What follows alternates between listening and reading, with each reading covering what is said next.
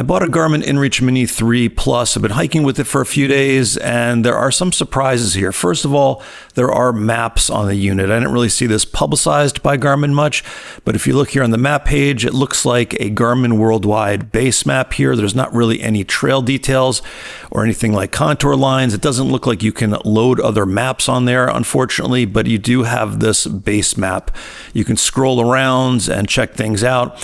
When you go to navigation, you have some options. Some of these are the same, like track back or navigate to a waypoint, but now you have the POI list for cities too. So if you want to navigate to a city, you select it from this list. The downside is that the navigation to something like this that's done offline on the unit itself is just straight line. So it's just going to give you a compass bearing to wherever you're going.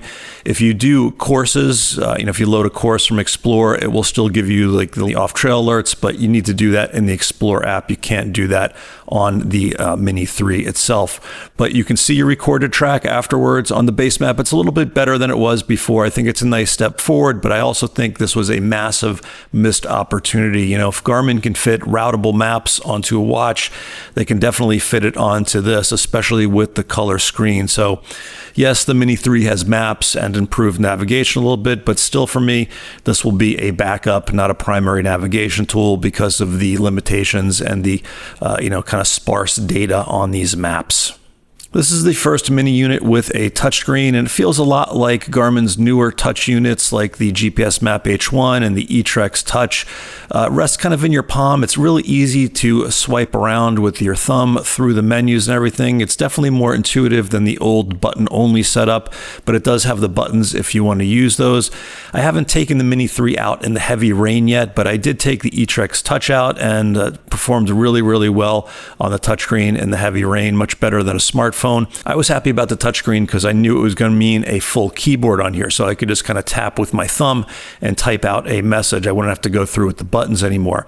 It does work. The touch targets are really, really small. For me, it was really hard to get them accurately, but you can switch the layouts of the keyboard. I liked the grid one where you just tap 1 to 3 times to select it. It's kind of like a phone keyboard here, old-time phone.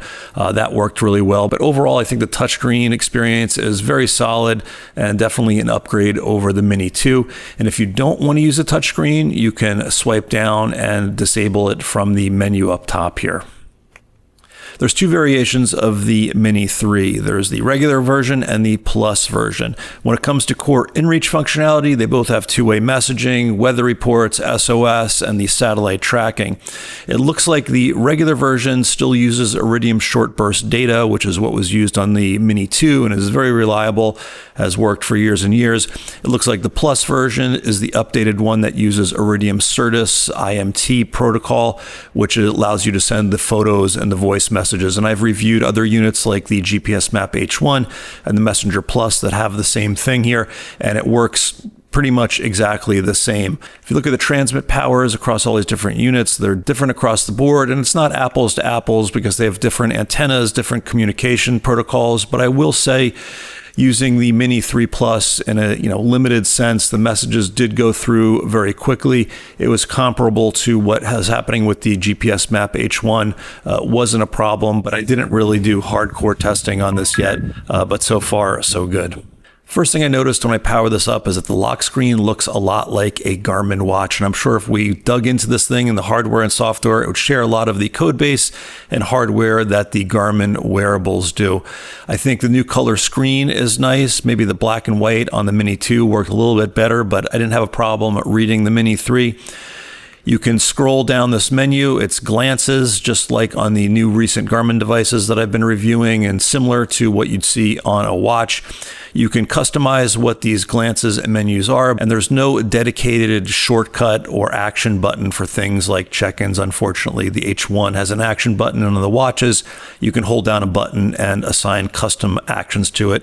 Not so on the Mini 3, but maybe those things are coming. Up on top here, you can just swipe down and get some settings and shortcuts to certain features. One of those things is a new siren, which I thought really worked well. And the other thing is when you're on this main glances menu, you can start an activity and you can kind of preset what you want to do from here. So you can start it with live tracking. You can change the fidelity of the GPS track. You can do that all kind of right before you start your activity here from this menu. And if you saw my recent video on the Garmin GPS Map H1, it's almost identical to that. And if you've used a Garmin in the last few years, you could probably pick the interface up pretty quickly on this as well.